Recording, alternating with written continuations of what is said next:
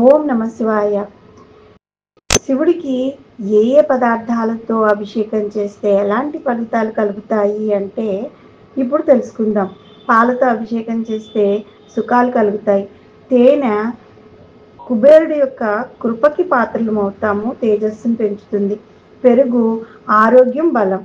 నెయ్యి సంపద, శ్రేయస్సు. చక్కెర అన్ని బాధలు, కష్టాలు మరియు దుఃఖాల నుంచి మనల్ని దూరం చేస్తుంది. నల్ల ద్రాక్ష రసంతో కనుక అభిషేకం చేస్తే ఏ పనుల్లోనైనా విజయం, సంపద, లాభం కలుగుతాయి. బొప్పాయి రసం మనల్ని దురదృష్టాల నుంచి వేరు చేస్తుంది. యాపిల్ రసం భయంకరమైన ప్రమాదాల నుండి మనల్ని రక్షిస్తుంది. నోస్బెర్రీ జ్యూస్ కనుక అభిషేకం చేస్తే వీర్యం, శక్తిని పెంచుతుంది. చెరుకు రసం సంపద, లాభం, అన్ని సుఖాలను ఇస్తుంది. మామిడి రసం దీర్ఘకాలిక వ్యాధుల నుండి మనల్ని రక్షిస్తుంది.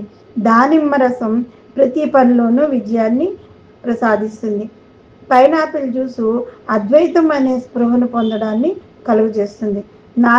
నారింజ రసం అన్ని దుఃఖాలకు ముగింపు పలికి మనకి శాంతిని ప్రసాదిస్తుంది. నిమ్మరసం జీర్ణ రుగ్మతలను తగ్గిస్తుంది. జామరసం మానసిక మరియు మానసిక శ్రేయస్సుని కలిగిస్తుంది. ఇండియన్ బ్లాక్ బెర్రీ జ్యూస్ని కనుక అభిషేకం చేస్తే ప్రతి దాని పట్ల విరక్తిని ప్రసాదిస్తూ ఉంటుంది. వెన్నతో అభిషేకం చేస్తే మానసిక శ్రేయస్సు కలుగుతుంది. తమలపాకులు మానసిక ఆందోళనల నుండి మనల్ని వేరు చేస్తుంది. నిమ్మకాయ ఆకులు ఆరోగ్య లాభం. ఓం నమ శివాయ.